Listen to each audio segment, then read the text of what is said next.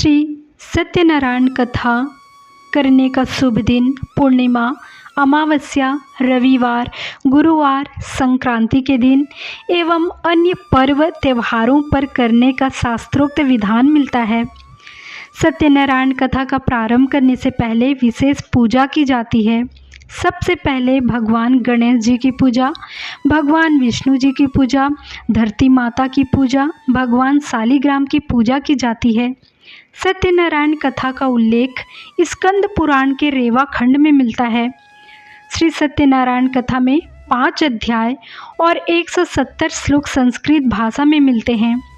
श्री सत्यनारायण कथा में संकल्प को भूलना और प्रसाद का अपमान करना यह 2 प्रमुख विषय हैं। सत्यनारायण कथा के 5 अध्यायों में बताया गया है कि सत्य का पालन करने से कई प्रकार की समस्या आती है, इसलिए सत्य व्रत का पालन करना चाहिए। कथा इस प्रकार है। पहला अध्याय। एक समय नैमिषारण्य तीर्थ में सौनक आदि 88,000 ऋषियों ने श्री सूत जी से कहा, हे प्रभु, इस कलयुग में वेद विद्या रहित मनुष्यों को प्रभु भक्ति किस प्रकार मिलेगी तथा उनका उद्धार कैसे होगा। हे मुनि श्रेष्ठ, कोई ऐसा तप कहिए जिससे थोड़े समय में पुण्य प्राप्त होवे तथा मनवांछित फल मिले। ऐसी कथा सुनने की हमारी इच्छा है।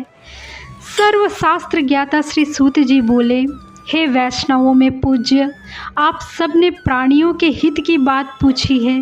अब मैं उस श्रेष्ठ व्रत को आप लोगों से कहूँगा जिस व्रत को नारद जी ने लक्ष्मी नारायण भगवान से पूछा था और लक्ष्मीपति ने मुनि श्रेष्ठ नारद जी से कहा था।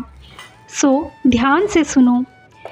एक समय योगी राज नारद जी दूसरों के हित की इच्छा से अनेक लोकों में घूमते हुए मृत्यु लोक में आ पहुँचे। यहाँ अनेक योनियों में जन्मे हुए प्रायः सभी मनुष्यों को अपने कर्मों के अनुसार अनेक दुखों से पीड़ित देखकर सोचा, किस यत्न के करने से निश्चय ही प्राणियों के दुखों का नाश हो सकेगा। ऐसा मन में विचार कर विष्णु लोक को गए। वहाँ श्वेत वर्ण और 4 भुजाओं वाले देवों के इस नारायण को देखकर, जिनके हाथों में शंख, चक्र, गदा और कमल थे तथा वरमाला पहने हुए थे, स्तुति करने लगे। हे भगवान, आप अत्यंत शक्ति से संपन्न हैं। मन तथा वाणी भी आपकी नहीं पा सकती। आपका आदि मध्य अंत भी नहीं है।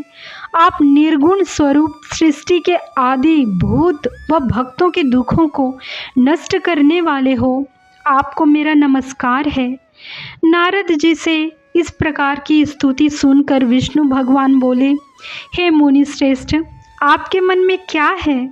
आपका किस काम के लिए आगमन हुआ है? निसंकोच कहें। तब नारद जी मुनि बोले, मृत्यु लोक में सब मनुष्य जो अनेक योनियों में पैदा हुए हैं, अपने अपने कर्मों के द्वारा अनेक प्रकार के दुखों से दुखी हो रहे हैं। हे नाथ, यदि आप मुझ पर दया रखते हों तो बतलाइए कि उन मनुष्यों के सब दुख थोड़े से ही प्रयत्न से कैसे दूर हो सकते हैं। श्री विष्णु भगवान जी बोले, हे नारद, मनुष्य की भलाई के लिए तुमने बहुत अच्छी बात पूछी है। जिस काम के करने से मनुष्य मोह से छूट जाता है वह मैं कहता हूँ, सुनो। बहुत पुण्य देने वाला स्वर्ग तथा मृत्युलोक दोनों में दुर्लभ एक एक उत्तम व्रत है।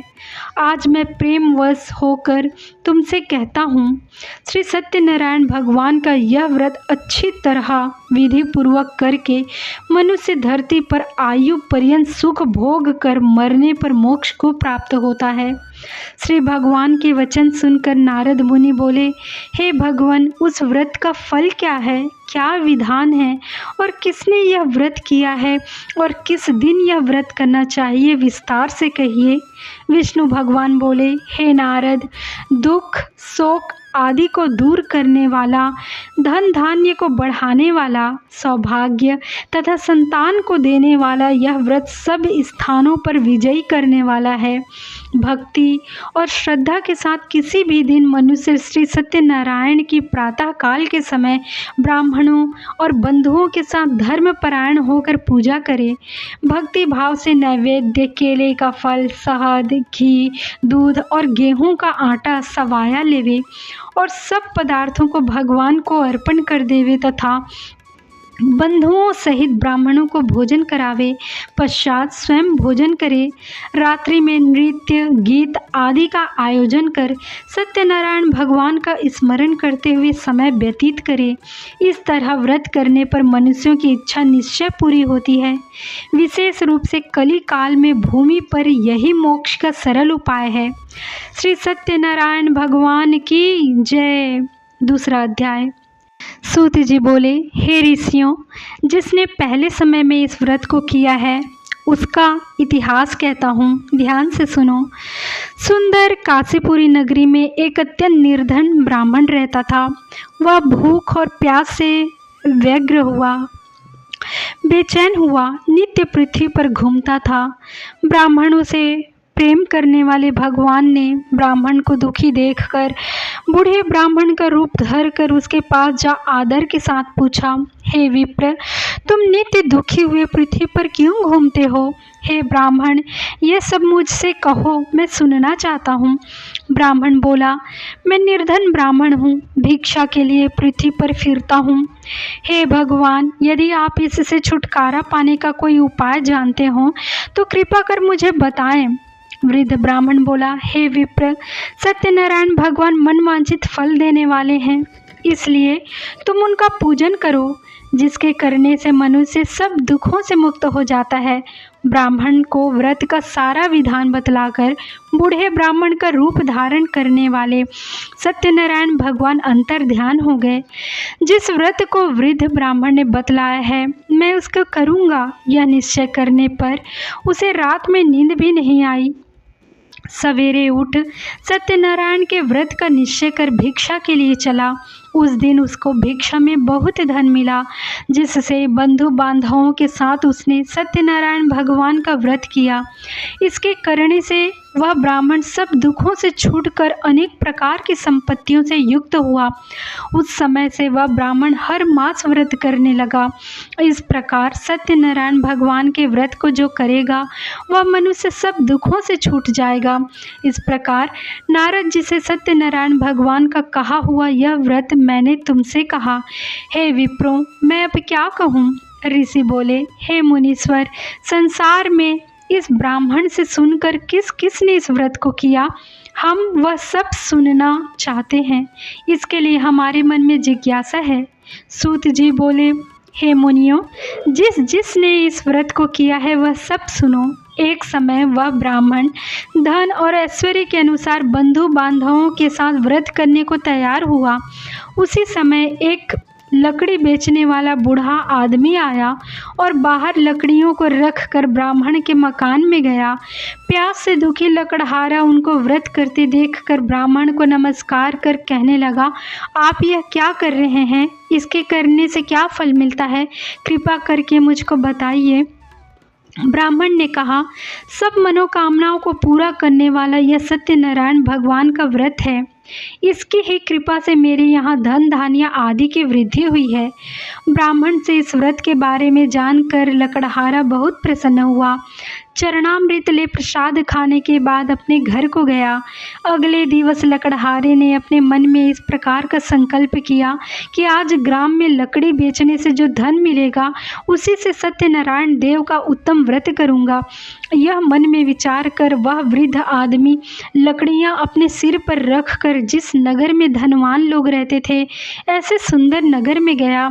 उस दिन वहाँ पर उसे उन लकड़ियों का मूल्य पहले दिनों से 4 गुना मिला। तब वह बूढ़ा लकड़हारा मूल्य ले और अति प्रसन्न होकर पके केले, शक्कर, घी, दूध, दही और गेहूं का चूर्ण इत्यादि सत्यनारायण भगवान के व्रत की कुल सामग्रियों को लेकर अपने घर को गया। फिर उसने अपने भाइयों को बुलाकर विधि के साथ भगवान का पूजन और व्रत किया। उसी व्रत के प्रभाव से वह बूढ़ा लकड़हारा धन, पुत्र आदि से युक्त हुआ और संसार के समस्त सुख भोग कर बैकुंठ को प्राप्त हुआ। तीसरा अध्याय। सूत जी बोले, हे श्रेष्ठ मुनियों, अब आगे की कथा कहता हूँ, सुनो। पहले समय में उल्कामुख नाम का एक बुद्धिमान राजा रहता था। वह सत्यवक्ता और जितेंद्रिय था। प्रतिदिन देव स्थानों पर जाता तथा गरीबों को धन देकर उनके कष्ट दूर करता था। उसकी पत्नी कमल के समान मुख वाली और सती साध्वी थी। पुत्र प्राप्ति के लिए भद्रशिला नदी के तट पर उन दोनों ने सत्यनारायण भगवान का व्रत किया। उस समय में वहाँ एक साधु नामक वैश्य आया। उसके पास व्यापार के लिए बहुत सा धन था। वह नाव को किनारे पर ठहरा कर राजा के पास गया और राजा को व्रत करते हुए देखकर विनय के साथ पूछने लगा, हे राजन, भक्ति युक्त चित्त से आप यह क्या कर रहे हैं? मेरी सुनने की इच्छा है, सो आप यह मुझे बताइए। राजा बोला, हे वैश्य, अपने बांधवों के साथ पुत्रादि की प्राप्ति के लिए यह महाशक्तिवान सत्यनारायण भगवान का व्रत व पूजन कर रहा हूँ। राजा के वचन सुनकर साधु आदर से बोला, हे राजन, मुझसे इसका सब विधान कहिए। मैं भी आपके कथनानुसार इस व्रत को करूँगा। मेरे भी कोई संतान नहीं है। मुझे विश्वास है कि इस व्रत को करने से निश्चय ही होगी। राजा से सब विधान सुन व्यापार से निवृत्त हो वह आनंद के साथ अपने घर को गया। साधु ने अपनी स्त्री को संतान देने वाले इस व्रत को सुनाया और प्रण किया कि जब मेरे संतान होगी तब मैं इस व्रत को करूँगा। साधु ने ऐसे वचन अपनी स्त्री को, संतान होगी तब मैं इस व्रत को करूँगा। साधु ने ऐसे वचन अपनी स्त्री लीलावती से कहे। एक दिन उसकी स्त्री लीलावती पति के साथ आनंदित हो सांसारिक धर्म में प्रवृत्त होकर सत्यनारायण भगवान की कृपा से गर्भवती हो गई तथा 10वें महीने में उसके एक सुंदर कन्या का जन्म हुआ। दिनों दिन वह इस प्रकार बढ़ने लगी जैसे शुक्ल पक्ष का चंद्रमा बढ़ता है। कन्या का नाम कलावती रखा गया। तब लीलावती ने मीठे शब्दों में अपने पति से कहा कि जो आपने संकल्प किया था कि भगवान का व्रत करूँगा, अब आप उसे पूर्ण करिए। साधु बोला, हे प्रिय, इसके विवाह पर करूँगा। इस प्रकार अपनी पत्नी को आश्वासन दे वह नगर को गया। कलावती पितृगृह में वृद्धि को प्राप्त हो गई। साधु ने जब नगर में सखियों के साथ अपनी पुत्री को देखा तो तुरंत दूत बुलाकर कहा कि पुत्री के वास्ते कोई सुयोग्य वर देख कर लाओ। साधु की आज्ञा पाकर दूत कंचन नगर पहुंचा और वहां पर बड़ी खोज कर देखभाल कर लड़की के लिए सुयोग्य वणिक पुत्र को ले आया। उस सुयोग्य लड़के को देखकर साधु ने अपने बंधु बांधवों सहित प्रसन्नचित्त हो अपनी पुत्री का विवाह उसके साथ कर दिया, किंतु दुर्भाग्य से विवाह के समय भी उस व्रत को करना विस्मरण कर गया। तब श्री सत्यनारायण भगवान क्रोधित हो गए और साधु को श्राप दिया कि तुम्हें दारुण दुख प्राप्त होगा। अपने कार्य में कुशल साधु वैश्य अपने जमाता सहित समुद्र के समीप स्थित रत्नपुर नगर में गया और वहां दोनों ससुर जमाई चंद्रकेतु राजा के उस नगर में व्यापार करने लगे। एक दिन भगवान सत्यनारायण की माया से प्रेरित कोई चोर राजा का धन चुरा कर भागा जा रहा था, किंतु राजा के दूतों को आता देखकर चोर घबरा कर भागते हुए धन को वही चुपचाप रख दिया जहां वे ससुर जमाई ठहरे हुए थे। जब दूतों ने उस साधु वैश्य के पास राजा के धन को रखा देखा तो वे दोनों को बांध कर ले गए और राजा के समीप जाकर बोले, हे राजन, यह दो चोर हम पकड़ लाए हैं, देखकर आज्ञा दीजिए। तब राजा की आज्ञा से उनको कठोर कारावास में डाल दिया गया और उनका सब धन छीन लिया गया। सत्यनारायण भगवान के श्राप के कारण साधु वैश्य की पत्नी व पुत्री भी घर पर बहुत दुखी हुई। उनके घर पर जो धन रखा था चोर चुरा कर ले गए। शारीरिक व मानसिक पीड़ा तथा भूख प्यास से अति दुखित हो अन्न की चिंता में कलावती एक ब्राह्मण के घर गई। वहाँ उसने सत्यनारायण भगवान का व्रत होते देखा, फिर कथा सुनी तथा प्रसाद ग्रहण कर रात को घर आई। माता ने कलावती से कहा, हे पुत्री, अब तक कहाँ रही व तेरे मन में क्या है? कलावती बोली, हे माता, मैंने एक ब्राह्मण के घर श्री सत्यनारायण भगवान का व्रत होते देखा है। कन्या के वचन सुनकर लीलावती भगवान के पूजन की तैयारी करने लगी। लीलावती ने परिवार और बंधुओं सहित श्री सत्यनारायण भगवान का पूजन किया और वर मांगा कि मेरे पति और दामाद शीघ्र घर आ जाएं। साथ ही प्रार्थना की कि हम सब का अपराध क्षमा करो। सत्यनारायण भगवान इस व्रत से संतुष्ट हो गए और राजा चंद्रकेतु को स्वप्न में दर्शन देकर कहा, हे राजन, जो दोनों वैश्यों को तुमने बंदी बना रखा है वे निर्दोष हैं, उन्हें प्रातः ही छोड़ दो और उनका सब धन जो तुमने ग्रहण किया है लौटा दो, नहीं तो मैं तेरा धन, राज्य, पुत्र आदि सब नष्ट कर दूंगा। राजा से ऐसे वचन कहकर भगवान अंतर ध्यान हो गए। प्रातः काल राजा चंद्रकेतु ने सभा में अपना स्वप्न सुनाया। फिर दोनों वणिक पुत्रों को कैद से मुक्त कर सभा में बुलाया। दोनों ने आते ही राजा को नमस्कार किया। राजा मीठे वचनों से बोला, हे महानुभावों, तुम्हें भाग्यवश ऐसा कठिन दुख प्राप्त हुआ है, अब तुम्हें कोई भय नहीं। ऐसा कहकर राजा ने उनको नए नए वस्त्राभूषण पहनवाए तथा उनका जितना धन लिया था उससे दुगना धन देकर आदर सहित विदा किया। दोनों वैश्य अपने घर को चल दिए। बोलो श्री सत्यनारायण भगवान की जय। चौथा अध्याय। श्री सूत जी बोले, साधु बनिया मंगलाचरण कर और ब्राह्मणों को धन देकर अपने नगर के लिए चल पड़ा। साधु के कुछ दूर जाने पर भगवान सत्यनारायण की उसकी सत्यता की परीक्षा के विषय में जिज्ञासा हुई। साधो, तुम्हारी नाव में क्या बरा है? तब धन के मद में चूर दोनों महाजनों ने अवहेलनापूर्वक हंसते हुए कहा, दंडी सन्यासी, क्यों पूछ रहे हो? क्या कुछ मुद्रा लेने की इच्छा है? हमारी नाव में तो लता और पत्ते आदि भरे हैं। ऐसी निष्ठुर वाणी सुनकर बोले, तुम्हारी बात सच हो जाए।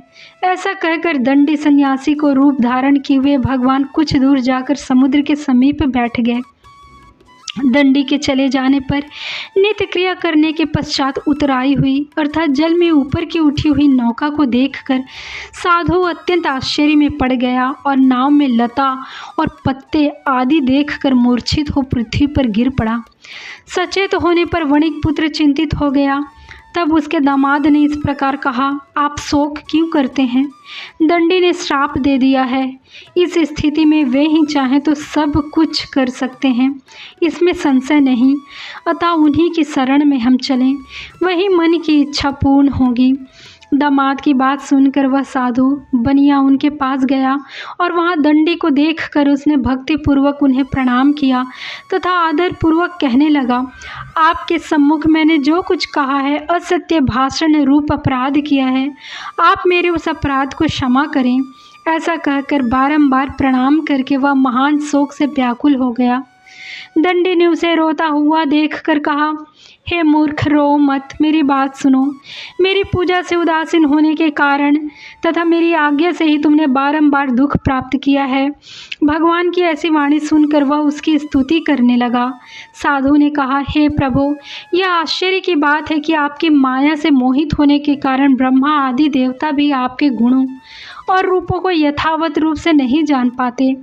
फिर मैं मूर्ख आपकी माया से मोहित होने के कारण कैसे जान सकता हूँ? आप प्रसन्न हूँ, मैं अपनी धन संपत्ति के अनुसार आपकी पूजा करूँगा। मैं आपकी शरण में आया हूँ। मेरा जो नौका में स्थित पुराना धन था उसकी तथा मेरी रक्षा करें। उस बनिया की भक्ति युक्त वाणी सुनकर भगवान जनार्दन संतुष्ट हो गए। भगवान हरि उसे अभिष्ट वर प्रदान करके वही अंतर्धान हो गए। उसके बाद वह साधु अपनी नौका में चढ़ा और उसे धन धान्य से परिपूर्ण देखकर भगवान सत्यनारायण की कृपा से मनोरथ सफल हो गया। ऐसा कहकर सज्जनों के साथ उसने भगवान की विधिवत पूजा की। भगवान श्री सत्यनारायण की कृपा से वह आनंद से परिपूर्ण हो गया और नाव को प्रयत्न पूर्वक संभाल कर उसने अपने देश के लिए प्रस्थान किया।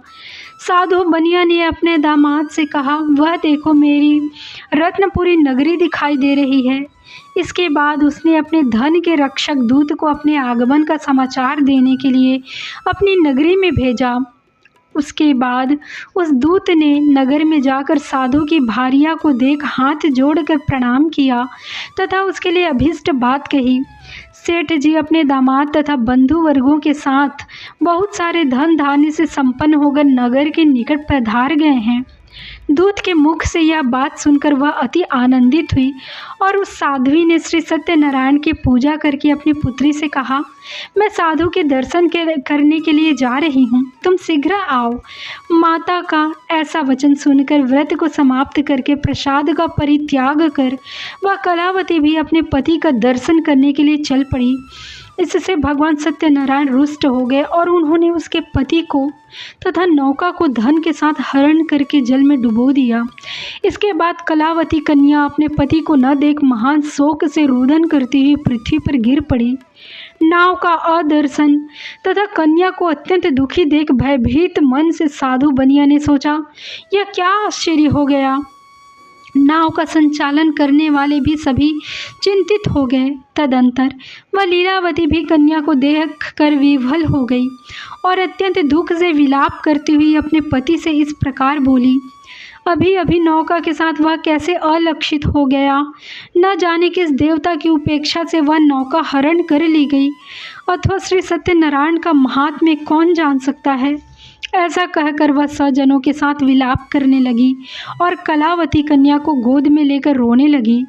कलावती कन्या भी अपने पति के नष्ट हो जाने पर दुखी हो गई और पति की पादुका लेकर उनका अनुगमन करने के लिए उसने मन में निश्चय किया। कन्या के इस प्रकार के आचरण को देखकर भारिया सहित वह धर्मज्ञ साधु बनिया अत्यंत शोक संतप्त हो गया और सोचने लगा, या तो भगवान सत्यनारायण ने यह अपहरण किया है अथवा हम सभी भगवान सत्यदेव की माया से मोहित हो गए हैं। अपनी धन शक्ति के अनुसार मैं भगवान श्री सत्यनारायण की पूजा करूंगा। सभी को बुलाकर इस प्रकार कहकर उसने अपने मन की इच्छा प्रकट की और बारंबार भगवान सत्यदेव को दंडवत प्रणाम किया। इससे दीनों के परिपालक भगवान सत्यदेव प्रसन्न हो गए। भक्तवत्सल भगवान ने कृपा पूर्वक आकाशवाणी की, तुम्हारी कन्या प्रसाद छोड़कर अपने पति को देखने चली आई है। निश्चय ही इसी कारण उसका पति अदृश्य हो गया है। यदि घर जाकर प्रसाद ग्रहण करके वह पुनः आए तो हे साधु बनिया तुम्हारी पुत्री पति को प्राप्त करेगी, इसमें संशय नहीं। कन्या कलावती भी आकाश मंडल से ऐसी वाणी सुनकर शीघ्र ही घर गई और उसने प्रसाद ग्रहण किया। पुनः आकर सज्जनों तथा अपने पति को देखा। तब कलावती कन्या ने अपने पिता से कहा, अब तो घर चलें, विलंब क्यों कर रहे हैं। कन्या की वह बात सुनकर वणिक पुत्र संतुष्ट हो गया और विधि विधान से भगवान सत्यनारायण का पूजन करके धन तथा बंधु बांधवों के साथ अपने घर गया। तदंतर पूर्णिमा तथा संक्रांति पर्वों पर भगवान सत्यनारायण का पूजन करते हुए इस लोक में सुख भोग कर अंत में वह सत्यपुर बैकुंठ धाम में चला गया। बोलो श्री सत्यनारायण भगवान की जय।